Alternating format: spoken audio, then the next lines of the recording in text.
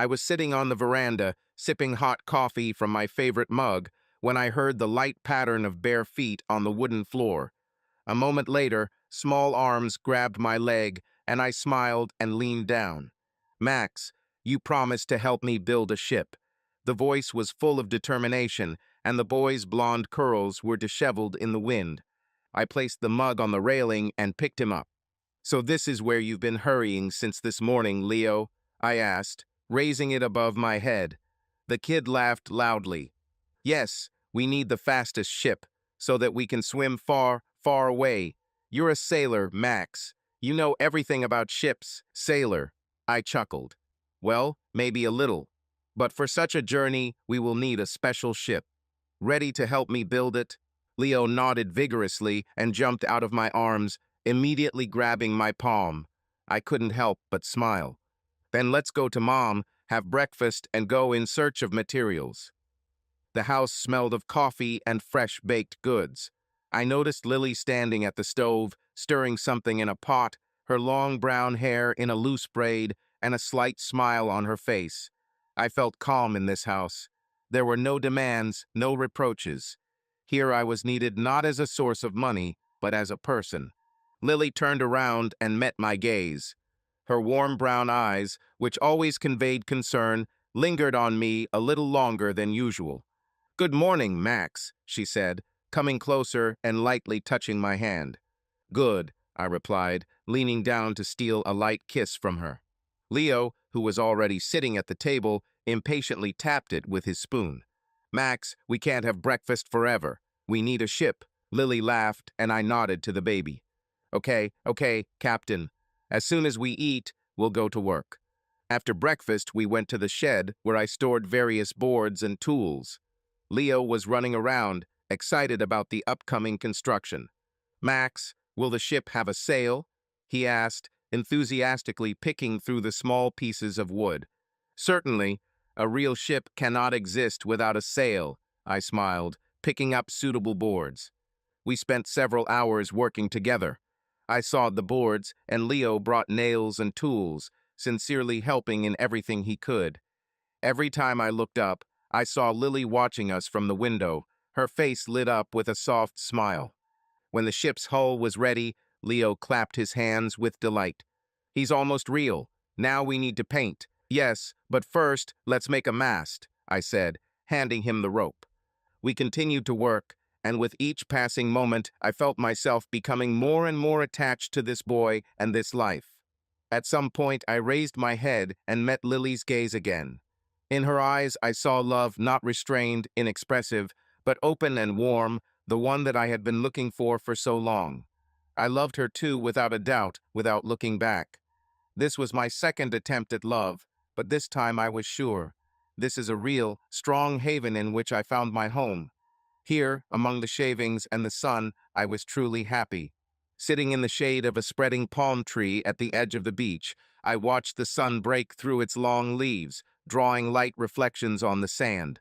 A warm breeze carried the smell of salt and seaweed from the shore, mixing with the aroma of fresh wood that our unfinished ship smelled like. Leo and I had just decided to take a short break from work, and he grabbed a brush and ran off to paint a flag for our future ship. His laughter echoed along the beach, merging with the splash of the waves, and I was left alone with my thoughts. I haven't often allowed myself to look back, but today, on this quiet afternoon, the memories came flooding in like waves that couldn't be stopped. I closed my eyes, allowing myself to drift back into the past for a moment. I grew up in a small apartment on the outskirts of the city, where the walls were thin and the nights were long and restless. Our house was in a typical American apartment complex, rows of identical brick buildings, peeling paint on the stair railings, trash cans at every entrance. The neighbors lived much the same way as we did. Work, bills, rare joys in the form of a Saturday barbecue or a trip to the supermarket when you could afford a can of soda or a candy bar. Mom worked 2 jobs, during the day at the supermarket at the checkout, and in the evening she cleaned offices in the center. I often woke up in the middle of the night from the creaking of the front door. It was she who was returning home, tired, with aching legs, but still found the strength to look into my room, kiss me on the forehead, and cover me warmly. Sometimes I heard her quietly counting money at the kitchen table, sorting through a stack of bills. The light from the old refrigerator spilled into the dark room, and her face was focused, tired, but unshakable. There was always not enough money. We ate macaroni and cheese, cans of baked beans, peanut butter on white bread, food that was cheap but filled our stomachs. Sometimes on weekends, my mom would let us grab one pizza from Domino's or fry burgers at home. It was a real holiday. On Friday night, I watched shows on TV with her, Wheel of Fortune or Jeopardy, and for a moment it seemed to us that life was not so hard. My father left when I was only a year old. He did not want obligations, did not strive for family life, but craved freedom. When the responsibility for his family became a burden for him, he simply disappeared, leaving no explanations or farewell words.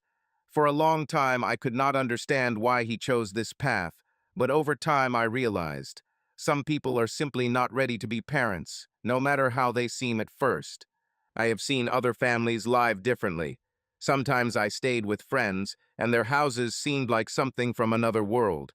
They had full refrigerators, snacks that no one hid, a PlayStation in the living room, huge sofas where you could lie around without the fear of accidentally breaking something.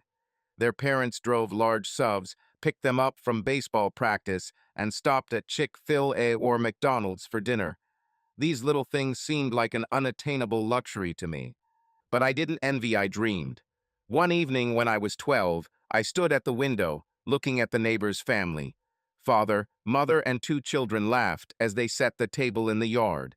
They lit little lanterns, grilled hot dogs, and children ran barefoot across the lawn, laughing. They looked so happy, so real. At that moment, I swore to myself that someday I would have my own home, strong as a stone fortress, in which no one would be afraid of tomorrow. I imagined how I would come home from work, see my smiling wife, and hear the sonorous laughter of my children. It was more than a dream, it became a goal that led me all my life. I knew I would have to work harder than others, but I was ready, because I no longer wanted to live in a world where the electric bill could mean a hungry week, where sneakers were worn out because new ones were too expensive, where my mother worked until exhaustion and still had to buy food at discounts. So I learned to work. At first, he delivered newspapers, then he worked at a gas station, wiping car windshields and filling tanks. At 15, he got a job at Walmart, where he arranged goods on shelves, and later in a small cafeteria, where he learned to make coffee and listen to other people's stories. I gave every salary to my mother, leaving a little for travel and rare trips to the movies with friends. I vowed that my family would never know what fear of tomorrow was like. After graduating from school, I understood that without education, it would be difficult for me to make my way in life. We had no savings, neither my mother nor, of course, me. When I applied to several local colleges, I knew that without financial aid, I would not be able to attend. I filled out everything I could. FAFSA for federal aid, grants, scholarships. I was lucky enough to receive some financial aid and was able to take out a student loan. It was scary, tying yourself up with debts when you don't even know how to repay them. But I understood that without this choice, I had no future.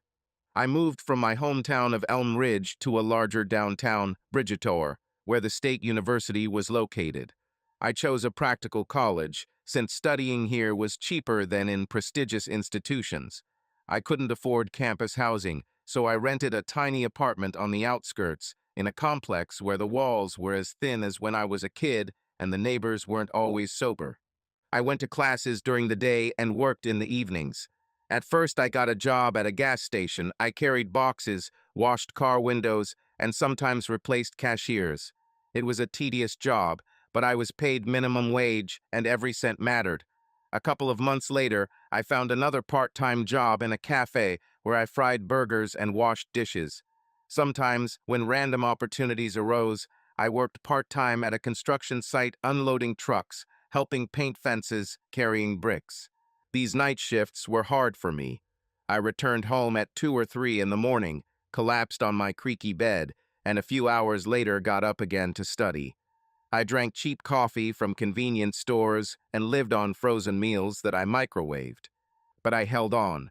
Every month I saved a little money for a ticket home, trying to visit my mother in Elm Ridge as often as possible. She always greeted me with a smile and set the table with homemade food, which I missed so much. We sat in the kitchen for a long time, talking about everything. It was important for her to know that I was coping, and for me to see that she did not feel alone. In college, I studied economics and business management. I can't say that this topic really fascinated me, but I saw it as a tool. I understood that if I wanted to break free, I needed to understand money, how it works, how to invest it, and how not to lose it. I was especially interested in the finance courses. For the first time, I understood how to manage expenses, how not to waste money. One of the professors once told us, "The main rule of money is to work for yourself and not for other people's dreams." This thought stuck in my head. It was in college that I met Oliver Wilkes, a guy with the same fiery desire to escape his past life as I had. He studied to become a lawyer and had incredible persistence. We quickly found a common language. We both grew up in families where there was always not enough money. We both understood that we could only count on ourselves. We sat for a long time in the library, discussing not only lectures, but also the future, what it should be like in order to finally give us freedom. Oliver wanted to become a lawyer to defend people like us, those who are often overlooked by the system. I saw in him not just a friend, but a kindred spirit, someone who, like me, was ready to fight for his place in the sun. After graduating from college, I knew I needed to find a stable job. The diploma gave me some opportunities, but without connections and experience, I could not count on good offers. I ended up getting a job at a small construction company. It was hard physical work. I carried materials, hammered nails, and dug trenches. But I didn't complain. I knew that this was just a step up for me. I observed processes, listened to conversations between the foreman and clients, and studied how estimates were drawn up and projects were planned. A year later, I was promoted to foreman. Now I was responsible for a small team of workers, monitoring the schedule, distributing tasks. This was the first time I felt that I could manage people and be responsible for them. One day, Oliver asked me to help his uncle, Richard Wilkes, renovate his kitchen. The work was not difficult, but it required care and precision. I agreed, found two more guys from the brigade, and we got down to business together. This was my first experience of running a project on my own. I personally purchased materials, calculated the budget, and monitored deadlines. In the process, we encountered problems. The walls were crooked, the pipes needed replacing. Mr. Richard wanted to make changes at the last minute. But we managed. When the work was completed, he was delighted. He and his wife recommended us to their friends, and a couple of weeks later, they called me with a new order. Then I realized that I could work for myself. I took out a small loan and officially registered my business. The first months were hell. I worked not only with my hands, but also with my head. I had to do my own accounting, advertising, and finding clients. I posted advertisements at bus stops, created pages on social networks, and negotiated discounts on materials with local stores. My day looked like this. 6 a.m. Get up, plan work. 7 a.m. to 6 p.m. work on site. 6 p.m. to 10 p.m. meetings with clients, calculations, orders of materials. 10 p.m. to 12 a.m. paperwork, marketing, accounting. I put everything into it. I didn't allow myself to retreat. Gradually, new orders began to arrive. One client told another about us, and word of mouth started working. I hired a few more workers, and we started taking on more complex projects. Major renovations, extensions, exterior work. I remember the first day I made more money than I could have at a regular construction company. It was a moment of realization. I no longer depended on my bosses. I didn't expect a promotion. I didn't accept other people's terms. I created my own reality. This is how I took the first real step in building my future. When you're building your life from scratch, you don't have time for romance. But sometimes fate throws up the most unexpected encounters when you least expect it. That day, I was working at the home of a woman named Lorraine Miller. It was an old family mansion that needed a complete overhaul. Creaky wood floors, cracked paint on the walls, outdated plumbing. Lorraine was a widow and decided to put the house in order. For me, it was a good order large enough to cover the cost of a new tool and invest a little in expanding the business. Lorraine turned out to be a friendly, but rather strict woman. She was one of those who was used to being in control. Every day she appeared at the construction site in the most unexpected places. She could simply appear behind me when I was installing a new door, or silently watch as I sanded the floors. Her gaze was attentive, appraising, but without arrogance. One afternoon, as I was finishing tiling the bathroom, a guest appeared in the house. I heard the front door slam, and then I heard a woman's light laughter. "Mom, you are as always," sounded a voice filled with warmth and slight reproach. I turned around and saw a young woman standing in the living room, hugging Lorraine. She had long dark hair, jeans, and a light sweater. Before I could say anything, another voice came from the corridor. "Lorraine, if you worry any more, I'll start to think you're having an affair with this renovation." Another girl entered the house just as young, but with lighter hair and a lively look. It was Isabella, Charlotte's friend. In her hands, she was holding a paper bag, from which came the smell of fresh baked goods, apparently from a local cafe. "Charlotte, dear, you know me." Lorraine laughed. "I just want everything to be perfect." I turned my gaze back to the tiles, trying to concentrate on my work. I'm used to clients bringing guests. Sometimes they were friends, sometimes relatives who wanted to see how the renovation was going. Usually, they did not pay attention to me, perceiving me as part of the interior, a guy in work clothes covered with construction dust. But after a couple of seconds, I felt someone's gaze. Raising my head, I met Isabella's eyes. She clearly didn't expect to see me here. "Oh, sorry, I didn't notice you," she said, slightly embarrassed. "It's okay," I replied, standing up. "I'm just doing my job." Isabella smiled. It was that same smile that instantly puts you at ease with a person. "So, you are the same master that Charlotte's mother spoke so colorfully about?" she asked, crossing her arms over her chest. I chuckled. Lorraine shook her head and took the bag of baked goods from Isabella. Isabella smiled and put another small box and 2 cups of coffee on the table. "This is for you and your workers," she said, nodding in my direction. "I think a little break and something tasty wouldn't hurt." "He's doing a great job, honey. Will you stay for tea, or are you busy?" Charlotte looked at Isabella, who shrugged, and after a second the girl looked at me again. "I think I'll stay."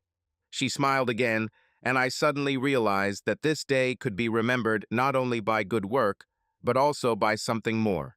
After half an hour, I took a break to go outside and stretch my back. Lorraine's house was in a good neighborhood, not upscale, but cozy, with spacious houses, manicured lawns, and tall trees along the road. I leaned against the back of my truck, lit a cigarette, and looked toward the house. Isabella stood on the porch, holding a cup of coffee in her hands and watching me. "Do you always work so fast?" she asked, going down the steps. "I'm trying," I shrugged. "I would like to finish the project on time. There is always little time, but a lot of work."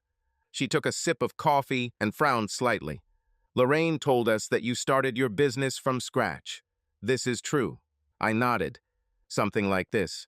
After college, I worked in a construction company, then took on several private orders, and then I realized that I could work for myself. Since then, I've been spinning everything myself." "Impressive," she said sincerely. "Nowadays, few people really achieve something without someone's help." I chuckled. "Believe me, I had no help. All I have is work and perseverance." She was silent for a second, then looked at me a little more carefully. "Do you like what you do?" I thought about it. "I like the job. I like to build, repair, and see the results of my efforts. I like to see how houses change, how something new comes out of something old and dilapidated.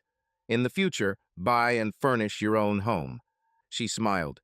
This conversation lasted only a few minutes, but it left me feeling as if something new had just appeared in my life. A feeling I didn't expect. The next day, when I returned to work, I found myself waiting for Isabella to appear. I couldn't wait to hear her voice again, to see her smile. The next day, I decided to meet with Oliver. We hadn't seen each other for several months, and I wanted to know how things were going with him. Besides, he was local, and I wondered if he knew anything about Isabella. Oliver worked as a lawyer at the small but respected law firm of Hunt and Partners. Ever since college, he had dreamed of becoming a lawyer, and although his business was going well, he often complained that he spent too much time in the office. When I called him, he, without hesitation, suggested meeting at Jacob's Bar, a cozy establishment not far from his work. It was a typical place where lawyers, brokers, and other office workers flocked after a long day to relax with a glass of whiskey or beer. I arrived a little earlier and took a table by the window. The bar was decorated in a classic American-style dark wooden panels, a counter behind which there was always a smiling bartender, and soft, slightly dim lighting, creating a cozy atmosphere. The TVs showed news and sports games, and in the far corner there was live music playing quietly. An old man in a threadbare jacket strummed a guitar, singing old blues tunes. The room was quite lively. Several guys in shirts with rolled-up sleeves were animatedly discussing something at the counter, and an elderly man nearby was sipping bourbon, staring at the phone. In another corner sat a group of girls, laughing at something on the phone of one of them. 10 minutes later, the door swung open with a bang and Oliver walked confidently into the room. His suit looked impeccable, but I knew that despite his expensive appearance, he was still that college kid who could sit on the ground in the park and drink cheap beer straight from the bottle without any problem.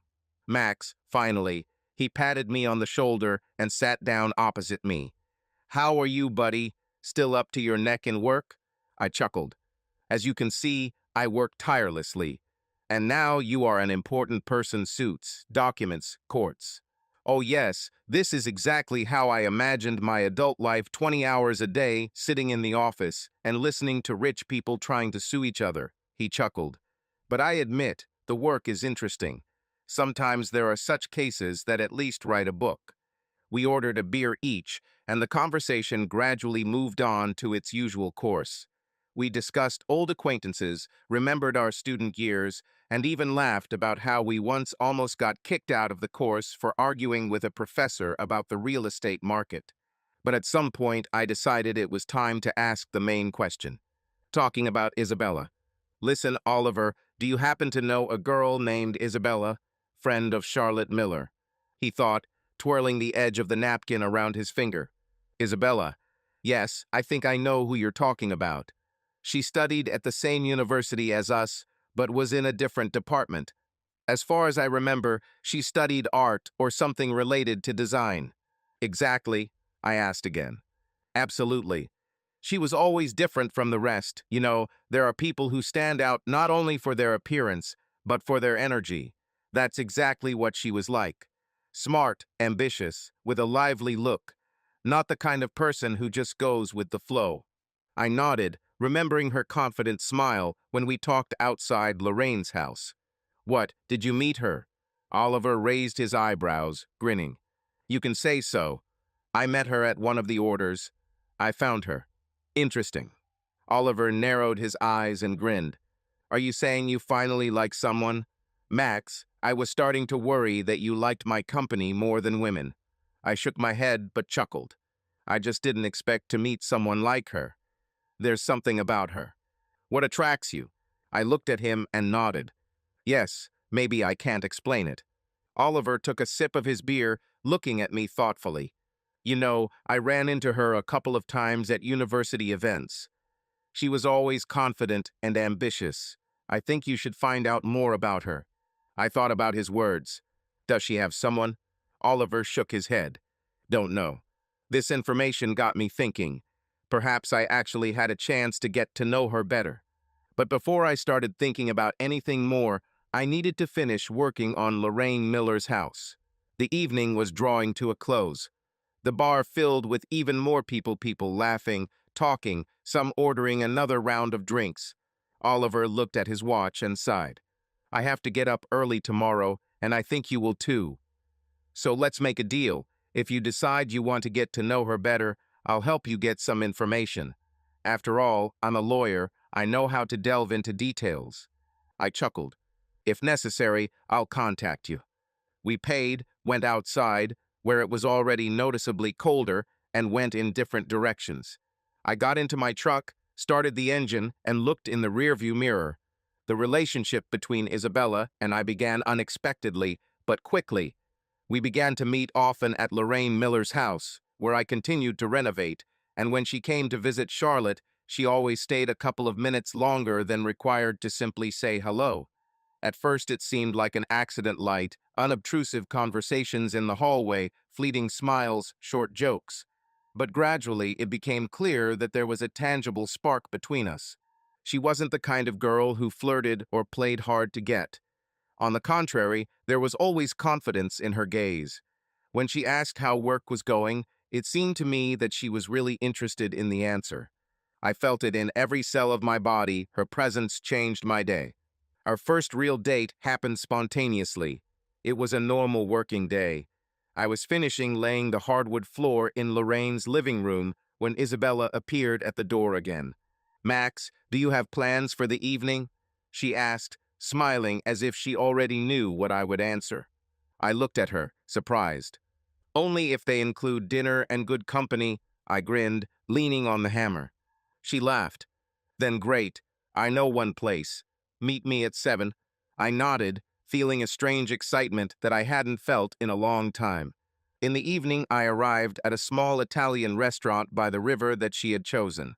It was a cozy place with an open terrace, small tables covered with white tablecloths, and flickering candlelight.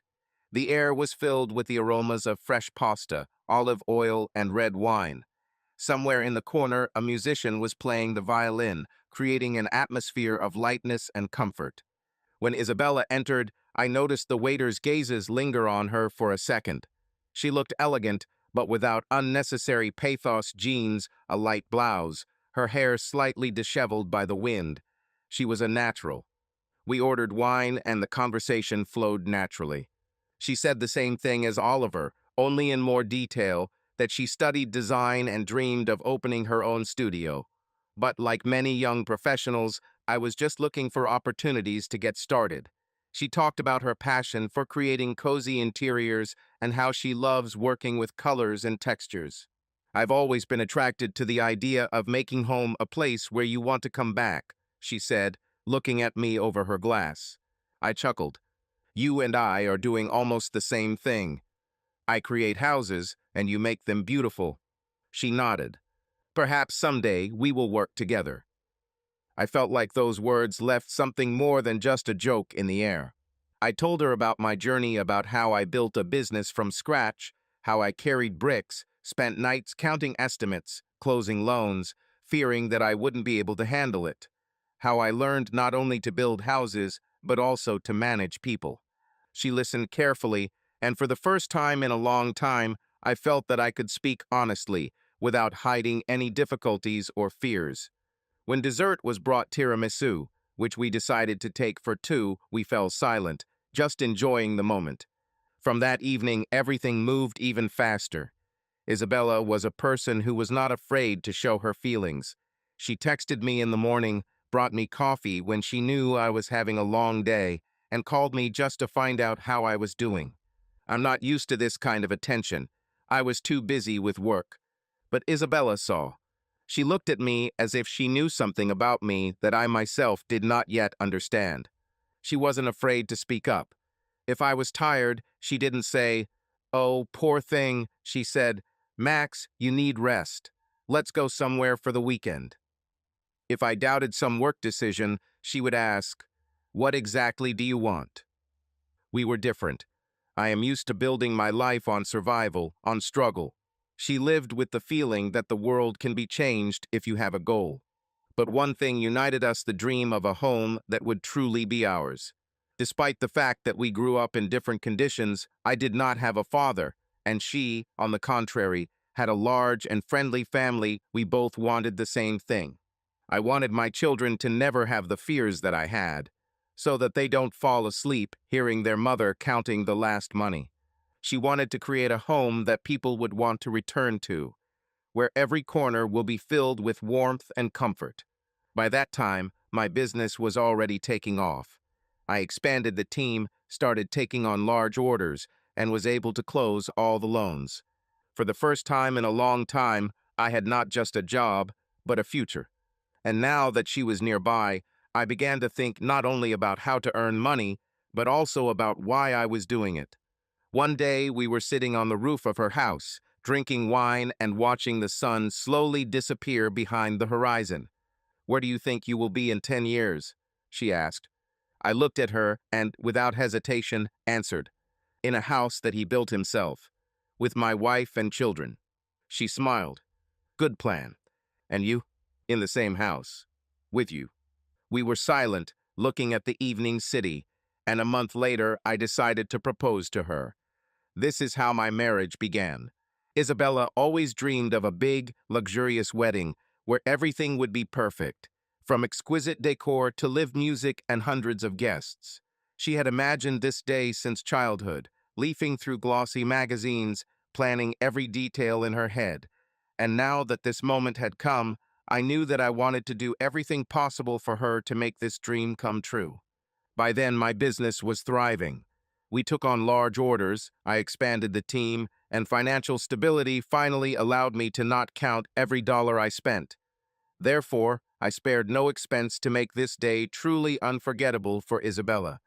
We chose a luxurious country mansion an hour's drive from the city, an old mansion surrounded by greenery, with a spacious garden and columns, like in the best American films about classic weddings. Tall oak trees grew around, white tents stood on the lawn, and garlands of hundreds of small light bulbs flickered above the heads of the guests. When the sun began to set, the entire garden was filled with a soft golden light, creating a truly fabulous atmosphere. Isabella insisted on a live orchestra, and she was right. Violins, guitars, light pianos, all this added sophistication, making the evening even more magical. The music sounded in unison with the warm summer air, with the smiles of the guests, with the ticking of champagne in the glasses. More than 100 guests gathered. These were mostly Isabella's relatives and friends. Her family was large, loud, filled with people who laughed heartily and hugged each other as if they hadn't seen each other in ages, even if they saw each other every week.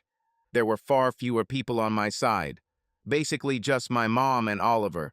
But that was enough for me. I knew my family had always been small, but when I saw Oliver patting me on the shoulder and saying, "You're damn lucky, Max," and Mom sneaking away to wipe away her tears, it warmed my heart. I watched with a smile as Isabella glowed with happiness. She had always been beautiful, but that day she was simply dazzling. Her dress was sophisticated, perfectly emphasizing her figure, and the light veil gave her even more elegance. The snow-white fabric seemed weightless, and long sleeves with delicate embroidery added classic luxury to the look. She caught the admiring glances of the guests, but when her eyes met mine, I saw in them not just joy, I saw love. At the wedding, I got to know her family better.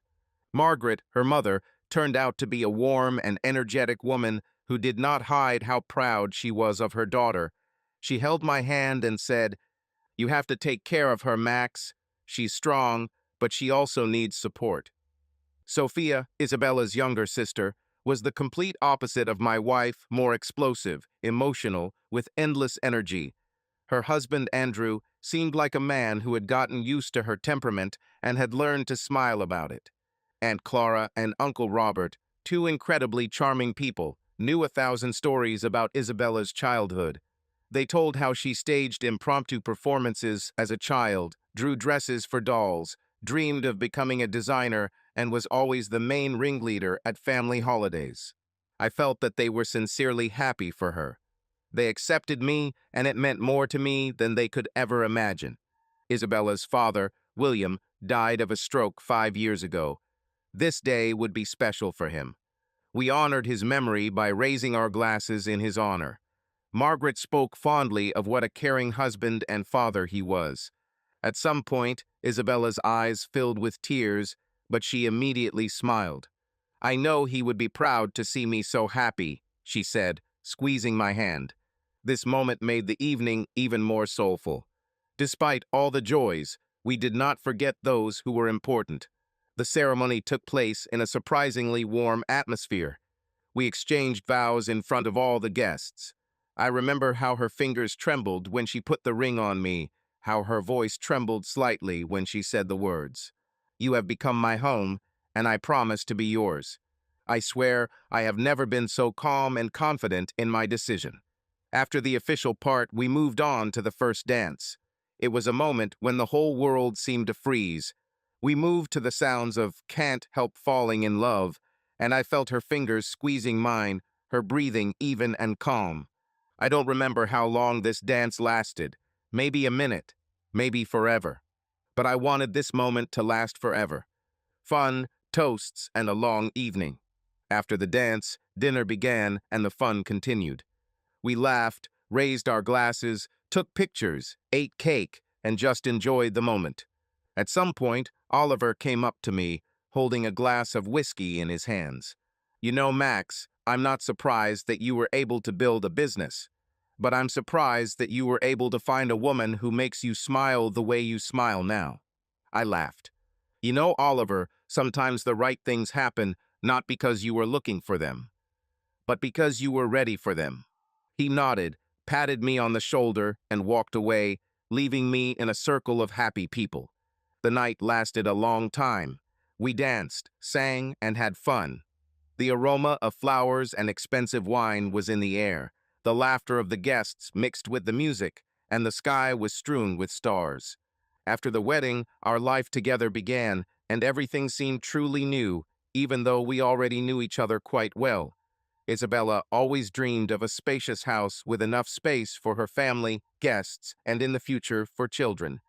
I knew how important this was to her, so when we started looking for a place to live, I wanted it to be her dream home. We chose a spacious mansion in one of the quiet suburbs, where the houses were not too close to each other and the streets were surrounded by greenery. I liked that there was no noise of the big city here, that the morning began with the singing of birds and not with the horns of cars. The house had 4 bedrooms, a large kitchen with marble countertops, and a cozy living room with a fireplace, where you could gather friends and have long family evenings. Isabella enthusiastically took on the interior design. This was her element. She chose furniture, selected fabrics, and experimented with colors. Her style was impeccable, sophisticated yet cozy. I saw her eyes light up when she talked about the details, and it only confirmed that she had made the right choice in her profession. I gave her complete freedom, saying that I trusted her taste. And frankly, it was nice for me to come home, where every corner reminded me that this is not just a home, but a place that we create together. While Isabella took care of the house, I worked even harder. My business continued to grow, and now I was not only responsible for myself, but also for our life together. I knew I had to provide stability, give her the life she dreamed of. I began to take large orders, opened another construction team, and invested in new equipment. It meant long work days, but I didn't mind that. I was used to working, I was used to being tired, but now it felt different. Despite my workload, the most pleasant thing about all this was our closeness.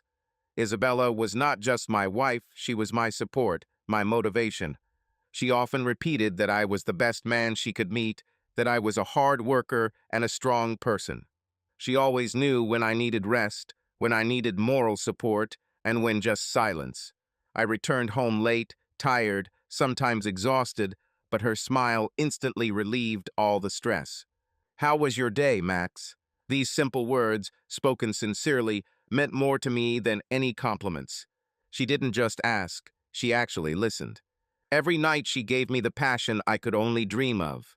Her touch, her look, her voice, everything about her drove me crazy. She was not afraid to talk about her feelings. She was not afraid to show how good she was with me. It gave me strength. I knew that everything I did was not in vain. Our nights were hot, our mornings were warm. Every evening she waited for me impatiently, and every morning she saw me off with a smile, promising that the evening would be even better. A month after the wedding, Isabella came to me with an excited look. I was in the garage, sorting out tools, when she came in, clasping her hands a little nervously. "Max, I need to tell you something." I immediately realized that this was something important. She took a deep breath and then, blushing slightly, blurted out, "I'm pregnant." For a second, I froze. We planned to live for ourselves for at least a year before thinking about children. But at that moment, I realized that nothing could make me happier. I hugged her, holding her close, and felt her relax in my arms. "Are you really happy?" she whispered, clinging to me. "Are you glad? This is the best thing that could have happened to us." I knew our lives would change forever, but I was ready. I wanted this. I knew that I wanted to see her with her belly. I wanted to hold our baby in my arms. I wanted to hear his first laugh. At the first opportunity, I went to the jewelry store. I knew that symbols were important to her, and I wanted this moment to be remembered forever. I chose a thin gold bracelet with an engraving inside. "You are my best solution." When I handed her the box, she was surprised at first. "What is this?" "Open it." She slowly opened the box, and I saw her eyes sparkle. "Oh, Max." She carefully ran her finger over the engraving, then looked at me, and I saw her lips twitch. "It's so beautiful." I took her hand and put the bracelet on her wrist myself. "You will always wear it, to remember how much I love you." She immediately called her relatives to tell them the good news. It was an ordinary day. I worked on site, supervising the guys laying new parquet in a client's country house. Summer was in full swing, the sun was hot, I was in a t-shirt and work jeans, my hands were covered in dust. At such moments, I felt alive. I loved to see how something lasting, real was created out of nothing. But then the phone rang. The hospital number appeared on the screen. At that moment, everything went cold inside me. I knew that nothing good would come out of this call. "Mr. Carter?" The doctor's voice was calm, but there was a tinge of regret in it. I clutched the phone in my hand. "Yes. I'm sorry, but your mother has passed away. Stroke." I didn't answer. Everything around became blurry. The sounds of construction disappeared. The air became thick and heavy. When, the only thing I could squeeze out, "A few hours ago, we did everything we could. It happened suddenly. No warnings, no farewell conversation, without a chance to tell her how much I love her." I remember hanging up the phone and just sitting on the nearest toolbox, staring at one point. Everything I built, everything I strived for, all my victories at that moment, they did not matter at all. I've lost my footing. Organizing the funeral was pure hell. Not because it was difficult for me to decide something, but because every call, every detail reminded me that my mother was no longer there. Isabella was nearby. She held my hand and tried not to leave me alone. But even her care could not drown out the emptiness that settled inside me.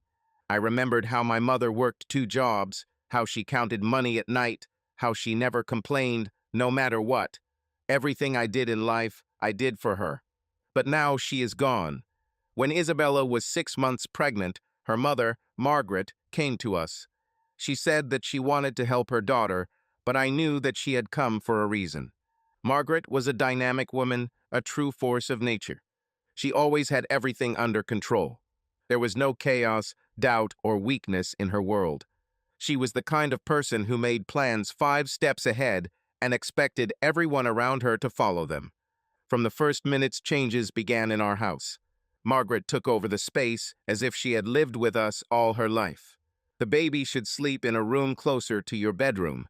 Max, you wouldn't mind converting the office into a nursery, would you? Is it safe to place the bed like this? I read somewhere that a child needs a certain amount of air circulation. Max, we need to move it to the window. Are you seriously eating these frozen dinners? This is terribly harmful. Max, you know that a pregnant woman needs proper nutrition, right?" I looked at her, then at Isabella, who was laughing, and realized that this was all just the beginning. One day at dinner, she suddenly looked at me carefully and said with all seriousness, "Max, you need to eat more vegetables. A man your age should take care of his health."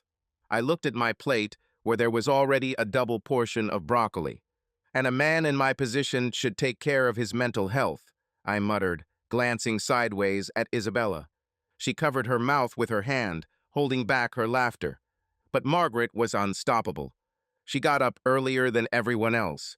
She made sure that the house was in perfect order. I checked what Isabella was eating, controlled what time I left and what time I returned. Morning. I stand in front of the mirror, buttoning my shirt. Margaret walks by, stops, and looks at me with her arms folded across her chest. Are you really going to go out in this? I blinked. What's wrong? She looked me up and down skeptically. I just thought that now that you're the head of the family, you'd look, well, more respectable. I looked at my clean, ironed shirt. I thought I would just leave the house, but now I feel like I have to rethink my life. Isabella, passing by, just laughed and patted me on the shoulder. Get used to it, my love. This is my mom. Time flew faster than I expected. It seemed like just yesterday that Isabella had excitedly told me she was pregnant, and now I was standing in the room holding our son, little Chris, in my arms. I looked at his tiny face, at the tiny fingers that were squeezing my thumb, and I couldn't believe that this little man was my flesh and blood. I always thought I was ready for fatherhood. I grew up without a father, and from childhood, I knew that my children would never experience what I had to endure. I will do everything to make them feel safe, to know that their father is nearby, that their home is a fortress in which they can be happy. 2 years later, our daughter, Emily, was born. When I first held her in my arms, I realized that a person's heart can expand endlessly, accommodating more and more love. Isabella plunged headlong into motherhood. She had changed. She no longer cared about the career and professional ambitions that she once spoke about with such fire in her eyes. I thought I'd go back to work, but it doesn't seem important to me anymore, she said one evening as we sat on the porch, watching Chris fall asleep in the stroller. Are you sure? I asked. Absolutely. Now my place is here, with them, with you, especially since you handle the finances for our family so well. I didn't mind. I loved seeing what a caring mother she became. Our house was filled with children's laughter, toys, and the smell of vanilla candles and freshly baked cookies. But soon I began to feel that something was wrong. When Emily was born, Margaret decided to stay with us longer. Isabella needs help with her 2 children, Max. This is not up for debate, she said, as if we had no say at all. I tried to argue, but it was no use. At first, it seemed logical. The first months with 2 children were indeed difficult. But then the months turned into a year, and I realized that Margaret was not going to leave. But even Margaret wasn't the biggest surprise. One evening when I returned from work, there were suitcases in the house. I walked into the living room and saw Sophia and Andrew. What's going on here? I asked, slowly entering the room. Isabella looked at me with the same look that I already knew well. We have to help them, Max, she said. This is a family. It turned out that their house was repossessed for non-payment. They lived on credit for years, did not pay bills, did not work, hoping that everything would somehow be resolved. Now it was up to us to decide. Sophia and Andrew moved into one of the guest bedrooms, rearranged the living room furniture, stocked the pantry with extra food, and their water and electric bills doubled. But it didn't end there either. A couple of months later, Frank appeared at the door. Max, I have a brilliant business idea, he exclaimed at dinner, waving some kind of paper covered in writing. I sighed heavily. This was Frank's third brilliant idea in the last 2 years. The previous 2 ended with the money simply disappearing and explanations being vague. Invest just $10,000, and in 6 months we will double the amount, he continued enthusiastically. I looked at Isabella. She looked at me with that same look. We have to help, Max, she said calmly. This is a family. I closed my eyes and took a deep breath. I began to feel like I was losing control of my own life. My home was no longer mine. Now every day there was endless movement in my house. Margaret prepared breakfasts, dinners, discussed everything from politics to how to properly run my business. Sophia sat in the living room, scrolling through social media and complaining that the world is unfair. Andrew promised to find a job, but somehow was in no hurry to do so. Frank kept coming up with new, brilliant ideas that required investment. I came home and didn't feel like this was my home. I couldn't sit quietly in a chair because there was always someone in the living room.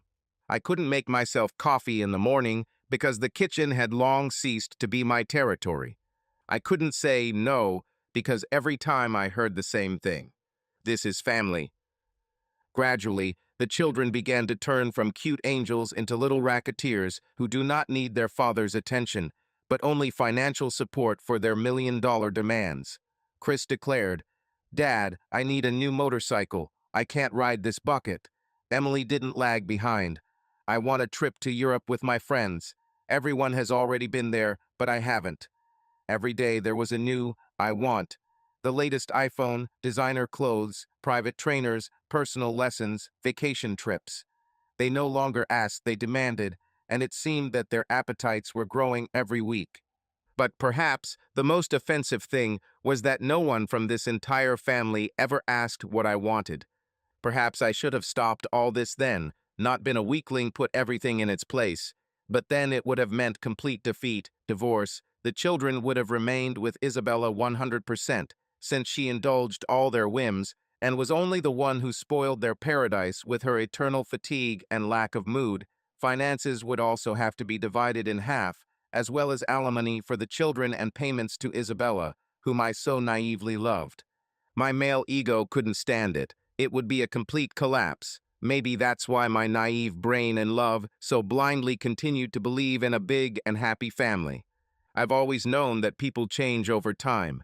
Life hardens, circumstances put pressure, habits take root. But I never thought that one day I would look back and not recognize my own wife. Once upon a time, Isabella was the very woman with whom I dreamed of spending my whole life. Kind, attentive, warm. She greeted me with a smile, with hugs, with a warm dinner, even if she was tired during the day. She looked at me with love, with admiration, as if I was a person she could rely on. And I really was like that. I solved all the questions and even more. But over time, something changed. No, not right away. It happened slowly, like drops of water that wear away a stone over the years. At first, I didn't notice. I thought that these were temporary difficulties, fatigue, children, everyday life. But then I started to see. Isabella has changed. She turned into her mother. I once thought Margaret was a temporary phenomenon. I was wrong. She didn't just stay in our house, she took up residence in Isabella's head. Tone, intonation, claims everything became hers. "Why are you so late again? Do you ever go home? I'm tired, I've been with the children all day, and all you know is that you're working." If earlier she appreciated my efforts and, on the contrary, said that this was all very important, thank you for everything, now she took them for granted. No, of course I understand. Marriage is not an eternal honeymoon. These are not constant declarations of love and passionate nights. This is routine, compromises, mutual assistance. But I didn't think that mutual assistance would turn into one-way traffic. I work 12, 14 hours a day to maintain this house, pay the bills, and provide comfort. And she just complained. If in the first years our nights were full-blooded, hot, real, now the bedroom has turned into Antarctica. Once upon a time, she reached out to me, kissed me, whispered words that made my blood boil. Now there was only silence and cold in the bedroom. I'm tired. The children are exhausted. Let's not today. And not today became forever. We still slept in the same bed, but it was as if an invisible wall had grown between us. "Well, maybe we can just hug," I once suggested. She looked at me like I was an idiot and said, "Max, I'm hot." The woman who had previously been looking for an excuse to cuddle up to me was now looking for a reason to stay away. I even began to doubt whether I was breathing something deadly in my sleep. Maybe I snore.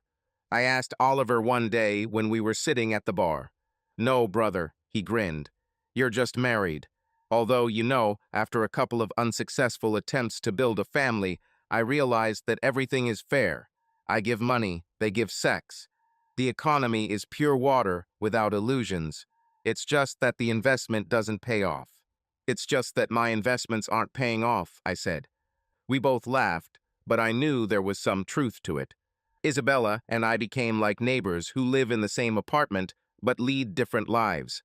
"How was your day?" I asked one evening. "Ordinary." And silence. I looked at her and tried to understand what happened. How did a woman who once sparkled with joy turn into a person who could barely look me in the eye? How did we stop being a team?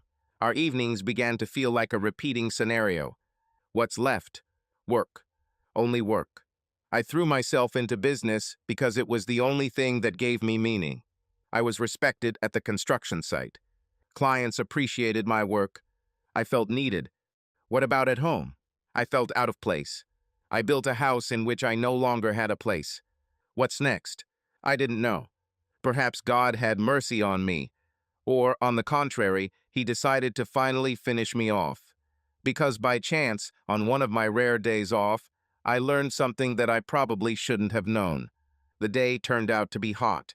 I spent the morning tending to the yard, working on the lawn mower, and then cleaning the pool. At some point, the heat became unbearable, and I decided to go into the house to take a shower and change clothes. I went up the stairs and went into the bedroom, but as I passed the slightly open door into the living room, I heard laughter. Women's laughter. It was Isabella and her friend Lauren. I didn't think much of it until I heard what they were talking about. "Oh my God, Lauren, you have no idea." Isabella's voice sounded mocking. "I can imagine that this poor Max still thinks that we're just having a cooling-off period." And she laughed. "Seriously? Is he still trying?" Lauren played along with her. "Yes, you should have seen it. Sometimes he even makes attempts to show tenderness. Imagine, recently he tried to hug me. I almost laughed right in front of him." Isabella giggled. I said I was hot. "Well, so what? To some extent true." "Well, how is your new toy?" Lauren said mockingly. "Haven't played enough yet?" "Oh, Thomas, God, Lauren, it's like going from a bicycle to a race car." Isabella's voice became lazy and dreamy. "This is not boring, sweaty, monotonous family duty. This is greed, this is hunger, this is real male power. He doesn't just try, he makes me forget how to breathe." "What's the difference?" Lauren chuckled. "Difference?" Isabella snorted. "For example, in the fact that he has a body like that of a predator, strong, hardy, tough. When he leans on me, when he presses me, I feel that there is a beast under me. Not some." She grinned, shaking her head dismissively, "Not like Max." Something cold squeezed my chest. "Are you seriously comparing him to him?" Lauren giggled. "Oh, I'm not even comparing, I just realized how faded everything was before. With Max, it's boring, monotonous, without fire. No taste. Everything was done according to the clock, according to the rules, without the slightest spark. And Thomas, he tears me up. He does it the way a real man should do it. Honestly, Lauren, I don't understand how I could have been content with measly crumbs for so many years. But you know, I did everything right. Back when I first saw him at Charlotte's house, I told my mother about him. She said, 'Take a closer look, Isabella. A man with such perseverance and hard work can provide for you. And love, it can always be found on the side.' And I did the right thing. I closed my eyes. The whole world narrowed to this room and her words. "And your poor cuckold hasn't guessed anything yet?" Lauren asked with a grin. "There's not even a hint." Isabella laughed. "He comes home from work, tired, empty, miserable. He collapses on the sofa, thinking that he has everything under control. Meanwhile, his faithful wife receives something he never even dreamed of." I took a step back. My heart was beating so hard that it seemed like it could be heard. I was betrayed. But the worst thing was the realization that for Isabella, this was not something serious from the very beginning of our relationship. It was fun. It's funny. Nothing personal, just a husband who is too busy to notice that someone else has long taken his place in bed. And I suddenly realized this woman with whom I lived for so many years, whom I provided for whom I worked, raised children, this woman never loved me. She was just waiting for the moment when I would become naive and comfortable. Perhaps I was damn naive. Perhaps for too long I played the role of a convenient husband who doesn't ask unnecessary questions. But at that moment, when all the pieces of the puzzle came together into a single picture, it dawned on me. It was not just a click in the head, It was an explosion, scattering into thousands of sparks of rage, disappointment, and cold realization. I could no longer remain that guy who is called comfortable behind my back, the one who pays the bills while his wife explores her sensuality with some tanned fitness instructor. For those who think that family life is a partnership and not endless coverage of other people's loans. It's time. It's time to stop being a free ATM with a free repair feature. It's time to regain your dignity and respect. The decision came instantly. Lauren didn't even need to explain anything. Her conversation with Lorraine said it all. Her whole posture screamed, "Well, what are you going to do now, dear?" "Well then, darling, you'll see now." I didn't mean to throw a tantrum. I wasn't going to start a scandal in the spirit of a reality show with suitcases thrown out the window and shouts of, "I know everything," against the backdrop of a lover frozen in horror. It would be a banal, too predictable ending. No threats, no scenes, no assault, although the thought of punching someone flashed, not even just one. I simply decided to turn off the switch of their comfortable life. Money. That's what kept this structure afloat. Love, trust, a future together. Hell, who needs that when you have high-limit credit cards and paid vacations? I was not their husband and father, but their personal Federal Reserve Bank, and at that moment, the best thing I could do came to me. He went outside, took out his phone, and dialed a number. Charles Hendricks, one of my former clients, once said that if I ever needed a special service, I could call him. I once saved his construction site from disaster when the contractors screwed up the foundation, and he owed me. The phone rang twice before a deep, calm voice spoke. "Max, I haven't heard from you for a long time. What's happened?" "I need a little favor, Charlie," I said, trying to speak calmly. "I think you have the right people to solve one issue." Charles was silent for a couple of seconds, then chuckled briefly. "No problem. Give me a week. Everything will be done." I nodded, put the phone in my pocket, but didn't stop there. The next number on my list was Oliver. If anyone could help me understand the details of this dirty show, it was him. "Honestly, Mike, I'm sorry," he said after I told him the whole story. "But be honest, did this really come as a surprise to you? You know my opinion about women. Everything is fair. You give money, they give sex. It's just that you haven't had either the first or the second for a long time." I grinned, although inside I was clenching with anger and bitterness. "Yes, I was stupid and completely blind," I admitted. "But now it's time to take action. I think you can help me." Oliver was silent for a second, then said, "Certainly. Let's discuss the details." We sorted out everything that was required quickly and clearly. After a short goodbye, I turned off the phone. Part of the plan has already begun to be implemented. And now I had a whole week to finally enjoy this circus before the curtain finally came down. Since they've been taking advantage of me for so long, why shouldn't I take advantage of the moment and enjoy myself? I decided to give myself some personal entertainment. Every morning I appeared in the kitchen in a good mood, smiling so widely that it clearly frightened Isabella and her family. He sat down at the table and sipped his coffee, starting conversations that could rival the best stand-up comedians. "Sophia, have you thought about getting a job? They say an excellent diner has opened in the city and they are hiring waiters. Although, you always said that you were created for great things. How are your modeling dreams going? I'm sure there is an agent somewhere who is looking for a woman who knows how to live at someone else's expense."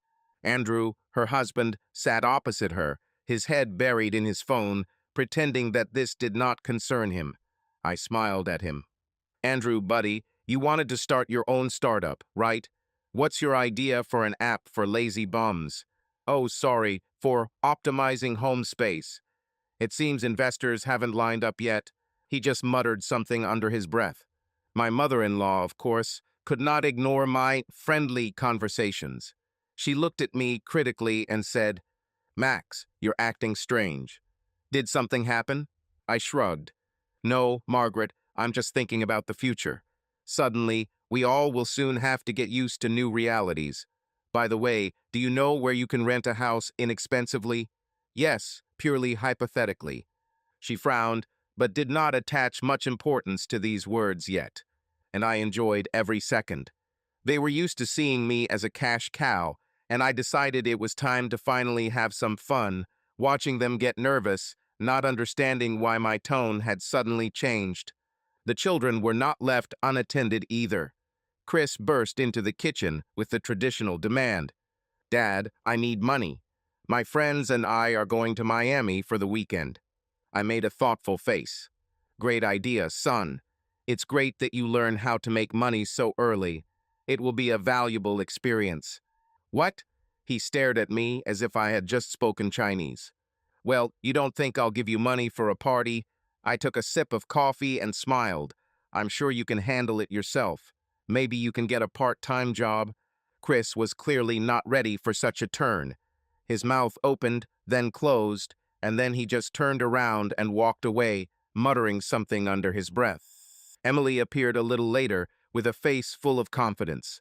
"Dad, I need a new phone. Mine is already old." "He came out 3 months ago," I noted. "Yes, but there is already a new model." She was indignant. "Lily, Jessica, and Samantha already have these. This is humiliation, do you understand?" I thought for a couple of seconds and then nodded. "You're right, honey.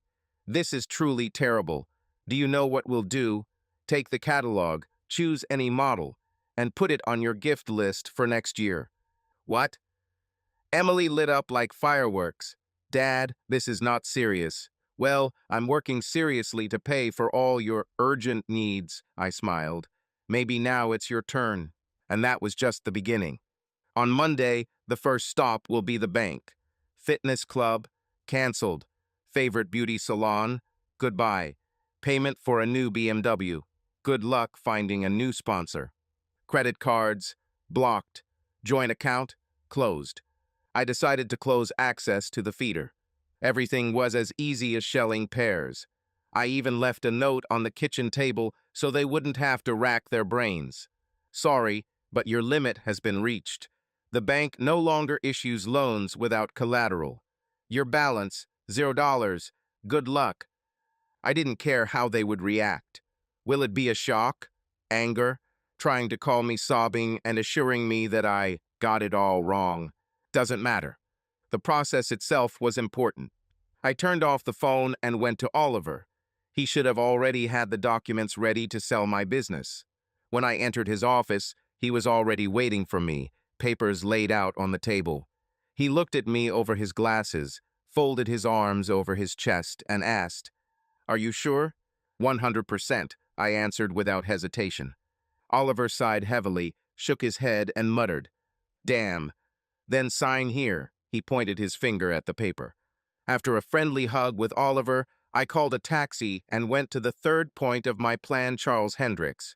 We agreed to meet at the airport cafe. When I entered, he was already waiting for me at a table in the corner, calm as always. Without further ado, he silently handed me documents, my account numbers to which all my finances had already been transferred, and a plane ticket to Liberty Island. "Everything is clean. No one will guess where you are or how you managed to deceive the system," he said, nodding at the papers. I took the envelope, feeling like a ton of weight had been lifted off my shoulders. "Thank you, Charlie." "It's not worth it, Max. You just finally did what you should have done a long time ago." I must have fallen asleep. Lily's voice woke me up.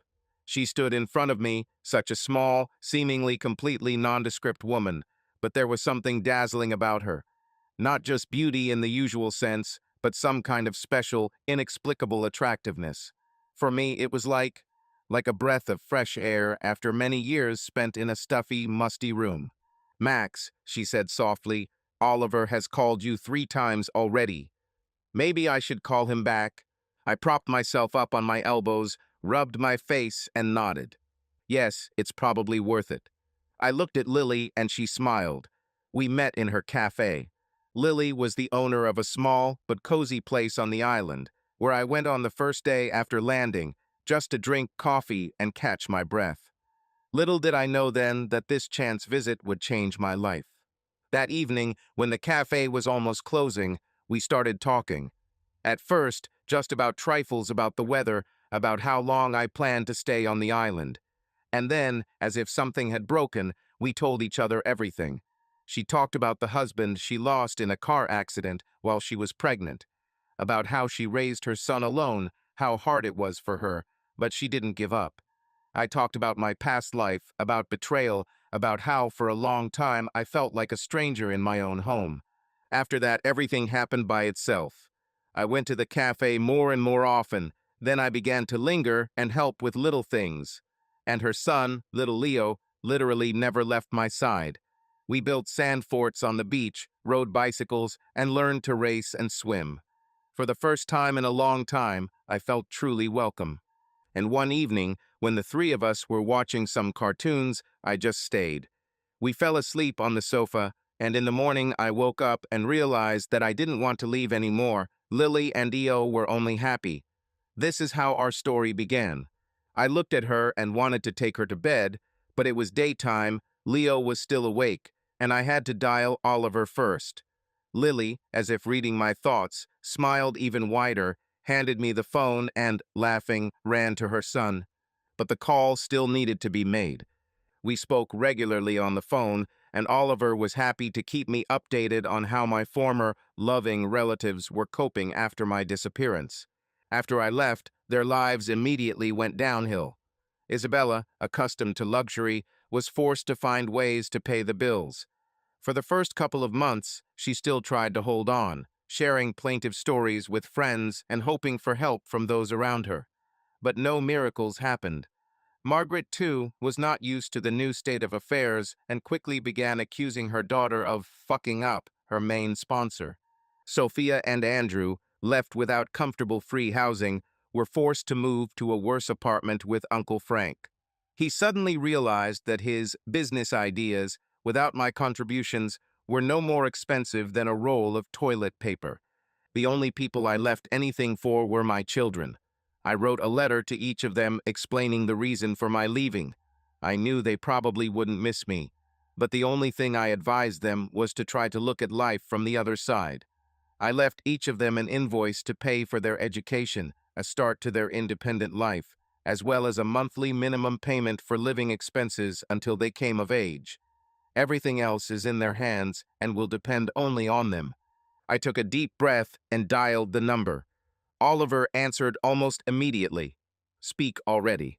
Isabella is now entertaining men for money, brother. Are you serious? Absolutely. I saw her in person. Short skirt, red lipstick, a look that says, I'm ready for anything. And you know what's funny? I recently found out that Margaret's boyfriend had filmed her. She found out, and they started a scandal in public. I was screaming with laughter after this call. Oliver just made my day. Well, you still have fun all night, taking my story to pieces, and I have to go. Lily doesn't like to wait, especially today. Subscribe to our channel so that your love doesn't cheat on you, and go ahead and listen to the next story, because this story is nothing compared to the next one. If you're under 18, don't even think click to the next one.